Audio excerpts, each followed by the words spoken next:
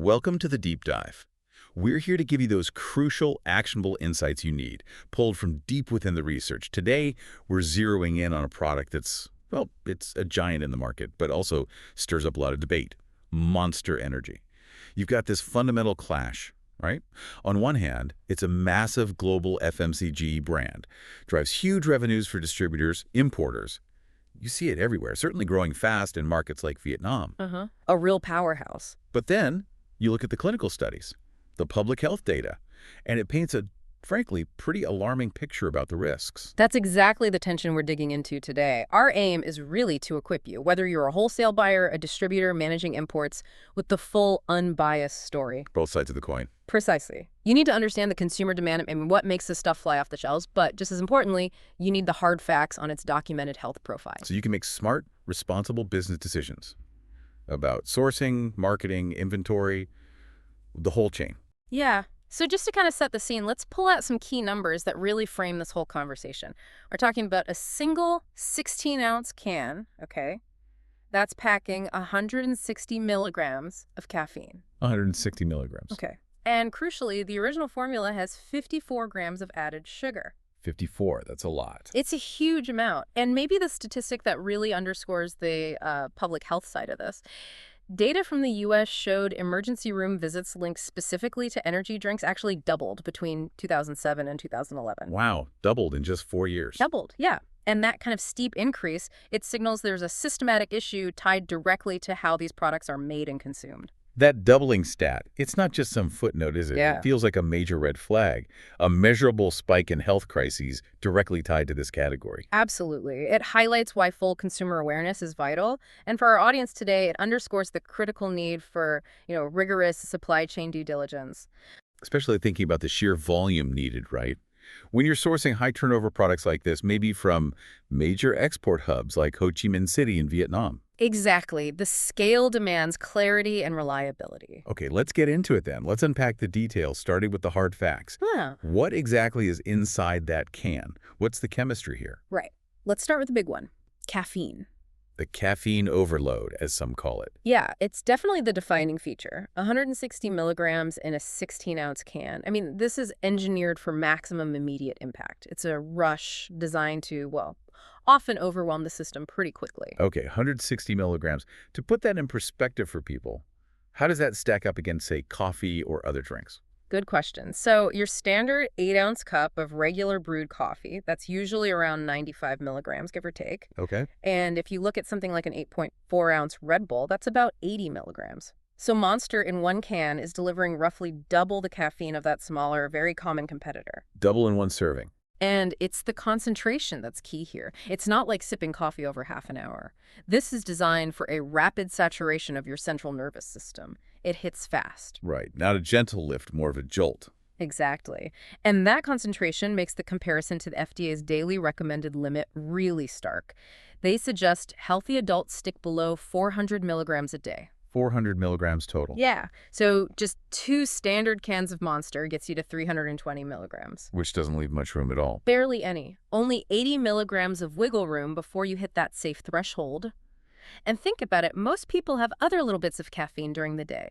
Maybe some chocolate, tea, maybe even certain headache pills. Sure, it adds up without you realizing. It does. So distributors really need to grasp that even moderate, regular consumers can easily push themselves into a high-risk caffeine zone without intending to. And what does that rapid high dose actually do physiologically? What's happening in the body? Well, the effects are immediate and quite pronounced. You're talking a definite increase in heart rate, a measurable rise in blood pressure, Okay. and a significant release of stress hormones.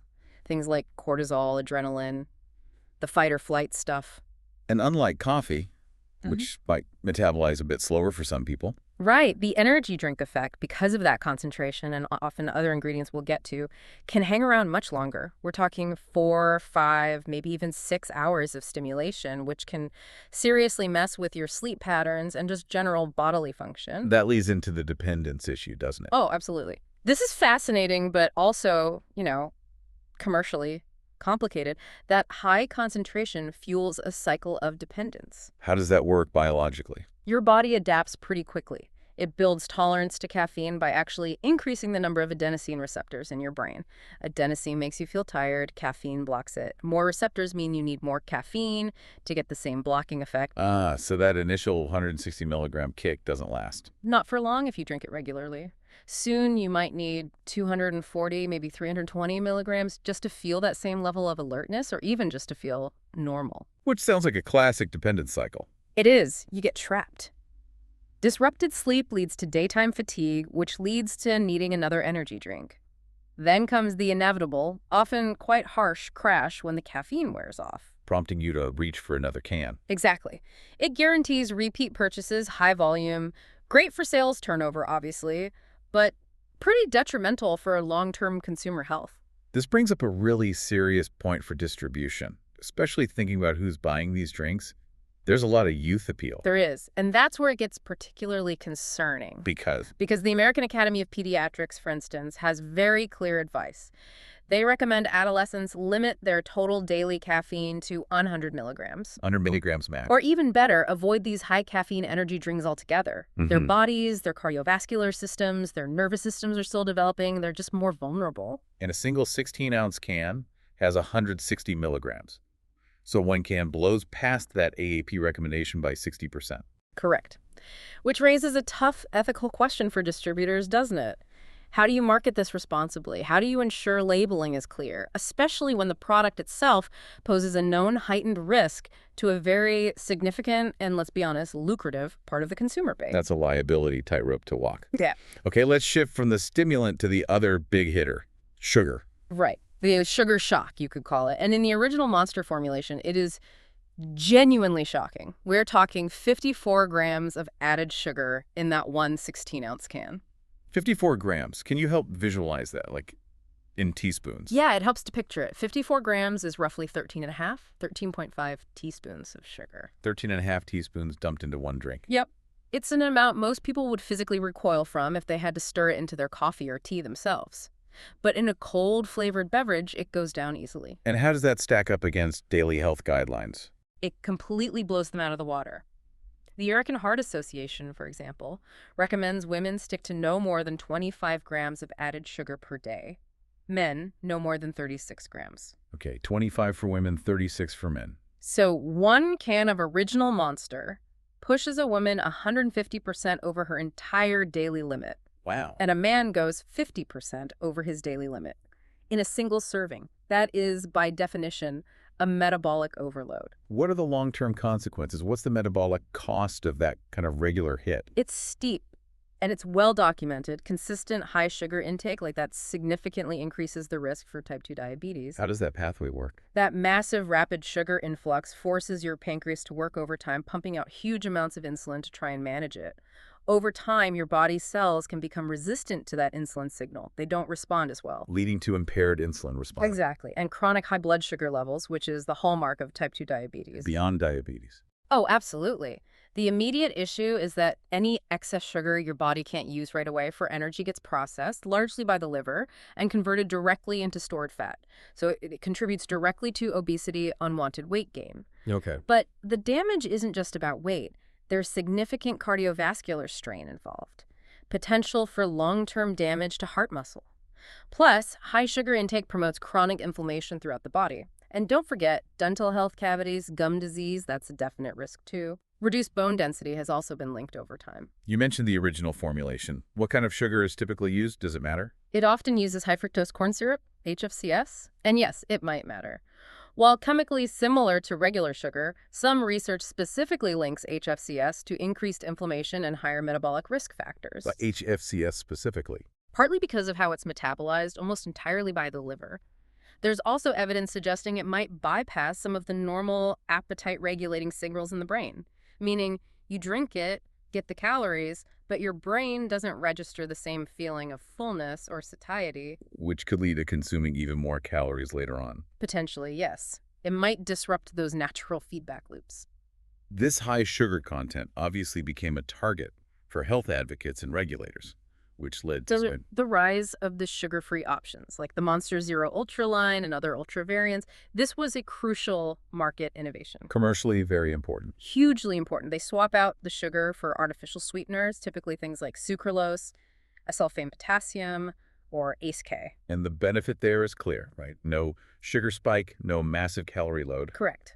It directly addresses the health concerns around sugar, and importantly for distributors, it helps navigate the increasing number of sugar taxes being implemented in various countries. It sidesteps that regulatory hurdle. But there's always a but, isn't there? Artificial sweeteners aren't without their own controversies. No, they're not. While they solve the sugar problem, they introduce a different set of questions that are still actively debated in the scientific community. Such as? Concerns mainly revolve around the gut microbiome, the trillions of bacteria in our digestive system. Some studies suggest artificial sweeteners might disrupt the delicate balance of that ecosystem, though more research is needed. Okay, gut health impacts. Anything else? There's also the theory that consuming intensely sweet tastes, even without calories, might actually reinforce cravings for sweet things overall. It could potentially keep consumers sort of hooked on that high-intensity flavor profile you get in drinks like, say, the popular Monster Mango Loco variant. So as a distributor, you're navigating two potential minefields. The high sugar issue with the original and the artificial sweetener debate with the zero sugar lines. Exactly. It means being aware of the different labeling requirements, the different public health discussions surrounding each type. It's not just one simple product category anymore. Okay. Beyond caffeine and sugar or its substitutes, there's this other thing listed on the can, the energy blend. What's that about? Yes, the proprietary energy blend. This is probably the most, let's say, opaque area from a safety and regulatory perspective. Opaque how? What's the issue? The core problem is the lack of transparency. Monster lists the ingredients in the blend. You'll see things like taurine, Panax ginseng root extract, L-carnitine L-tartrate, glucuronolactone, maybe a B vitamin complex. Sounds impressive. It's meant to, but the exact quantities of each ingredient, the specific ratios within that blend, that's completely hidden behind the proprietary blend label. Which is legal, presumably, to protect their formula. Oh, perfectly legal. Great for protecting commercial secrets. But it's terrible for anyone trying to do a thorough safety assessment.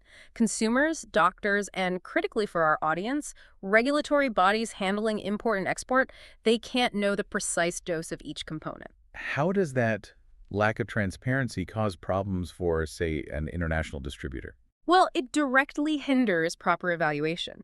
You can't accurately assess the potential for cumulative effects, especially if someone is consuming multiple cans or consuming them alongside other supplements or medications that might contain similar ingredients.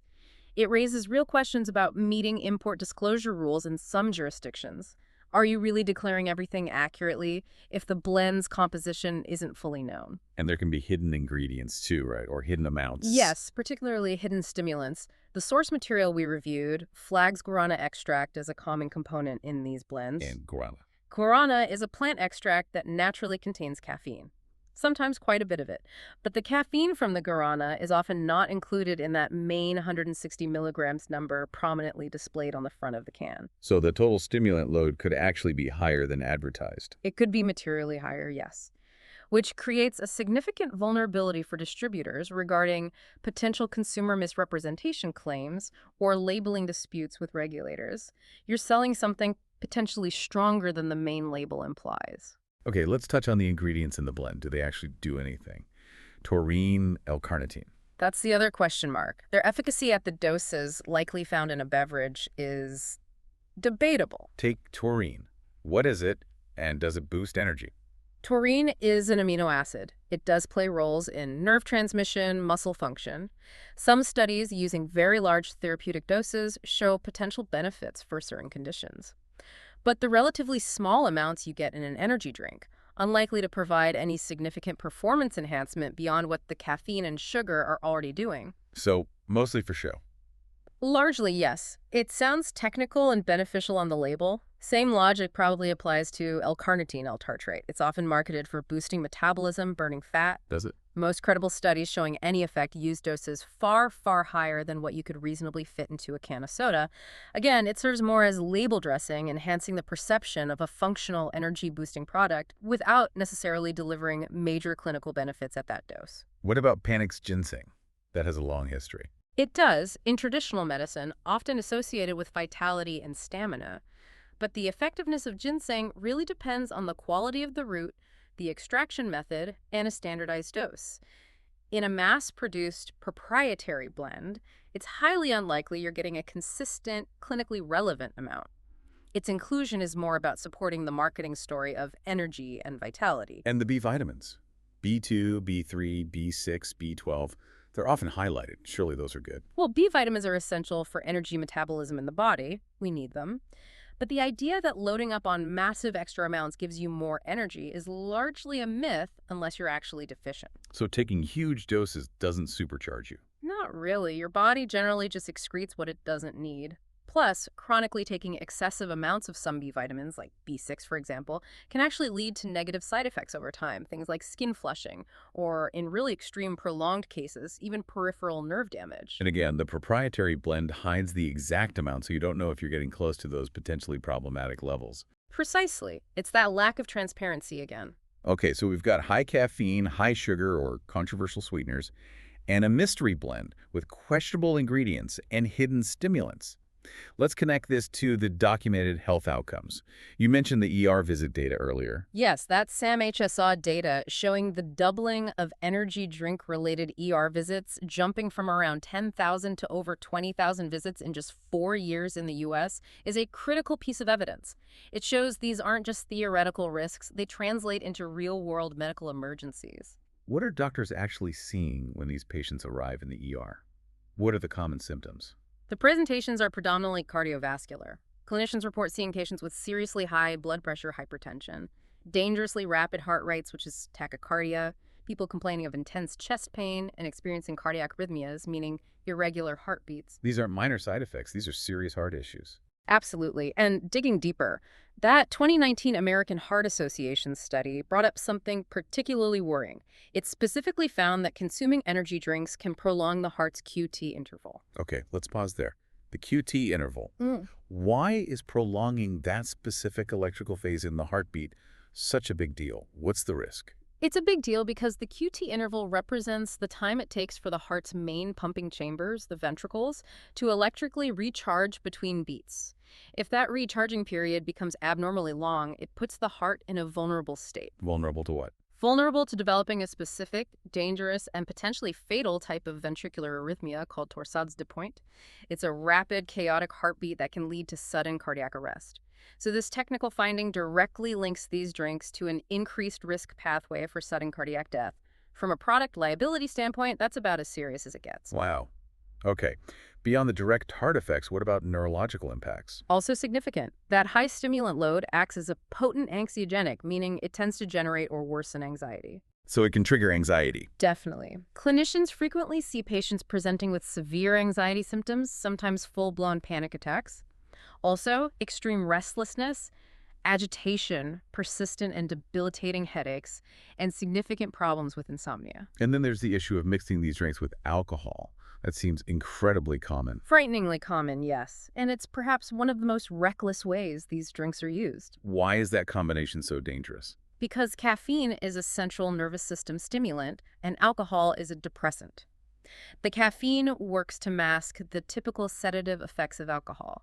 You don't feel as drunk as you actually are. Ah, so you keep drinking because you don't feel the warning signs. Exactly. People tend to significantly overconsume alcohol when mixing with energy drinks. This combination leads to severe dehydration, much higher levels of intoxication than perceived, impaired judgment leading to risky behaviors. And the outcome is worse. Significantly worse patient outcomes in ERs compared to consuming either alcohol or energy drinks alone. For distributors, any marketing or promotion that even implicitly links Monster Energy with alcohol mixers dramatically ramps up the liability exposure. Given all these risks, cardiovascular, neurological, the alcohol issue, It seems clear there are specific groups who really should not be consuming these drinks at all. Absolutely. Based on the clinical evidence, there are several high-risk populations who should strictly avoid Monster Energy. Distributors need to be acutely aware of this for ethical marketing and clear labeling. Who's first on that list? Children and adolescents, without question. Their lower body mass means the caffeine dose is effectively much higher. Plus, their cardiovascular and nervous systems are still developing, making them far more susceptible to adverse effects. That 160 milligrams is simply too much. Okay, kids and teens. Who else? Pregnant and breastfeeding women.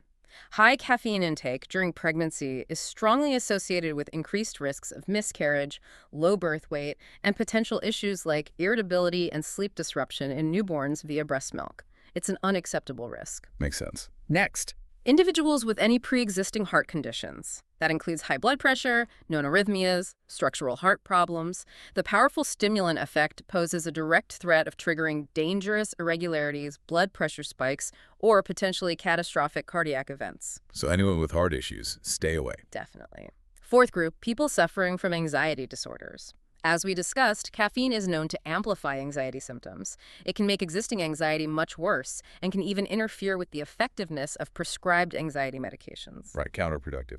And the last group. Diabetics and also those with prediabetes or insulin resistance. That massive sugar load in the original version is obviously problematic for blood sugar control. But even beyond the sugar, caffeine itself has been shown to negatively impact insulin sensitivity in some people. So it's a double whammy, creating a very volatile situation for managing blood sugar effectively. That's a comprehensive list of warnings. Okay, we've spent a good chunk of time really drilling into the health profile, the ingredients, the risks, the liability, necessary due diligence. Absolute crucial background. But now we have to pivot. We have to look at the other side of the equation, the commercial reality. Because despite everything we've just discussed, Monster Energy is undeniably a massively successful product with huge global consumer demand. So what does this all mean for the distributor, the importer? That's the million-dollar question, isn't it? The market reality is that despite all the documented risks, or maybe partly because of that intense stimulant effect people seek, the demand for Monster remains incredibly strong. Globally, and very much so within Asia's rapidly expanding FMCG sector. It's a high-volume product. Extremely high turnover. It's a key revenue generator in any beverage distribution network that carries it. And our sources specifically point to its prominence in Vietnam, right, as a key player in the energy drink category there. Yes, Vietnam's FMCG market is booming, and Monster is definitely a significant part of that energy drink segment. The brand's marketing has been incredibly effective. That extreme sports connection, the edgy image. Exactly. High-octane imagery, that sort of counterculture vibe. It resonates strongly, particularly with the younger demographic, which ensures continuous high demand. And that translates into significant export potential from Vietnam out to the rest of the world. And that demand exists across the different product types, the original, the ultras. Yes, importers might be bringing in the classic high-stimulant, high-sugar original, or they might be capitalizing on that health-conscious trend and focusing on the artificially sweetened versions, like the popular Monster Ultra variants, or flavorful options like Monster Mango Loco. The demand is robust across the board. So for international distributors looking at this market, what becomes the absolute priority? Reliability, competitive pricing, especially for bulk orders, and efficient, compliant logistics. When you're dealing with a fast-moving consumer good like this, with high turnover, you simply cannot afford disruptions in your supply chain. Especially navigating international shipping, customs, labeling regs. Right. Supply chain stability is non-negotiable. You need a source that can consistently deliver the volume, handle the paperwork correctly, and offer pricing that allows you to compete. Which perfectly bridges us to the practicalities. How do you secure that reliable sourcing, especially from a key hub like Vietnam? This is where the wholesale strategy becomes paramount, finding the right partner on the ground. Exactly. And when you're talking about buying major global FMCG brands like Monster Energy in serious bulk quantities and needing those competitive export prices, well, that's where a partner like Asia Grocery Wholesale, AGW, becomes absolutely critical. AGW, Asia Grocery Wholesale. Tell us about them. What makes them the go-to, particularly for something like Monster Energy out of Vietnam? Their profile really emphasizes deep expertise, which, as we've discussed, is vital for products like this that have complex shipping needs and regulatory sensitivities. Experience matters here. Immensely. Asia Grocery Company, AGW, they specialize specifically in the wholesale and distribution of groceries and beverages from Vietnam to the world. This isn't a side business for them, it's their core focus. And they've been doing it a while. They bring more than 2 decades, that's over 20 years of direct, hands-on experience in running distribution and wholesale operations right there in the region. 20 years. That's a lot of learned experience in logistics. It means they've mastered the intricacies. Navigating Southeast Asian customs documentation, understanding the specific warehousing requirements for beverages that move fast, securing favorable volume-based pricing directly from manufacturers or primary sources. They know the landscape inside out. So they're not just facilitating a sale, they're managing the complex logistics too. Precisely. They are logistics experts deeply embedded in the FMCG sector. And Monster Energy, in all its popular forms, the original, the Mango Loco, the whole Zero Ultra line, is a core high-priority category within their extensive beverage inventory. Which means they handle significant volume. Yes, their scale allows them to negotiate effectively and then pass on that competitive export pricing. That's the pricing international distributors need to maintain their margins when selling into diverse global markets. You mentioned their location in Vietnam offers advantages. They're based in Ho Chi Minh City. That's right. Their operational headquarters is strategically located right in Ho Chi Minh City. The specific address is C2.04 Level 2 Symphony Midtown Building on Street 15 in the Tan Mai area. Why is Ho Chi Minh City such a key location for this kind of export business? Because Ho Chi Minh City is one of Southeast Asia's absolute premier economic centers and a massive export hub. Being based there gives AGW direct, streamlined access to major international shipping lanes, efficient port facilities, and the whole logistics infrastructure. It allows them to manage large bulk orders efficiently and reliably. Guaranteeing that supply chain stability we talked about. Exactly. That's crucial for these high-turnover FMCG products. Okay, so for our audience listening, the importers, the distributors who are looking for those bulk orders, needing competitive export pricing on Monster Energy, handling the complexities, what's the direct way to connect with AGW? It's very straightforward. For any inquiries about bulk orders, checking stock availability on specific variants like Ultra or Mango Loco, getting current export pricing, their dedicated B2B team is ready. How do they reach them? You can call or use WhatsApp. The number is +8490 904 6308. That's +8490 904 6308. Or you can email them directly at contact@egrocery.asia. Contact@egrocery.asia. And they have a website too. Yes, absolutely. You can find more information and all the contact details at egrocery.asia. They really provide that essential expertise needed to navigate sourcing high-demand, sometimes complex items like Monster Energy directly from Vietnam. So the value proposition for an international importer seems pretty clear. AGW handles the sourcing, the bulk exporting, offering those two crucial elements: supply chain stability and aggressive competitive pricing. Right. They essentially manage and mitigate the logistical headaches and risks involved in international sourcing from the region. This frees up the importer to focus purely on their own market, on sales, on maximizing their share. Okay, we've covered a lot of ground here. Let's try to synthesize this. It's a real duality, isn't it? It really is. We've journeyed through the two extremes of the Monster Energy narrative. On one side, you have this detailed, quite serious body of health data. The ingredients breakdown, the caffeine and sugar impact, the alarming rise in ER visits, the specific risks highlighted by medical bodies. The documented concerns are significant. But then on the other side, you have the undeniable market force. Overwhelming consumer demand that makes Monster Energy an incredibly lucrative, high-volume product in wholesale markets worldwide. Which forces a really critical strategic question for anyone in the distribution chain. Which is? How do you, as an international distributor, effectively balance that? How do you balance the undeniable profitability, the sheer market pull of a product like Monster with the ethical responsibilities that come with knowing the documented health risks?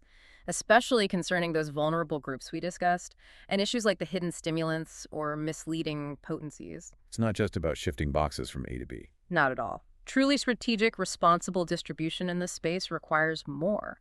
It means arming your entire commercial operation, your sales teams, your marketing, your compliance people with accurate, documented knowledge, the kind of information we've unpacked today.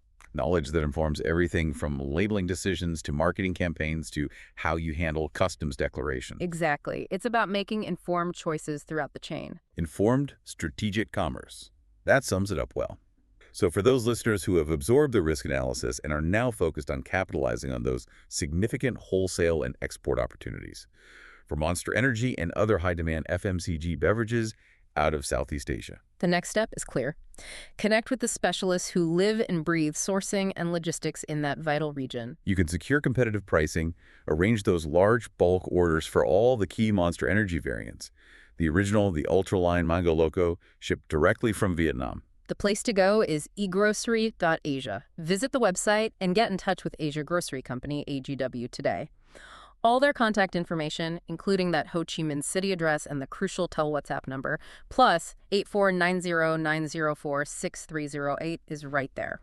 Email again is contact@egrocery.asia. They're positioned to help you navigate the complexities and secure the product. All right, that brings us to the end of this deep dive into the world of Monster Energy, trying to understand the risks, secure the potential rewards, and really grasp the wholesale reality on the ground. Thank you for diving deep with us today.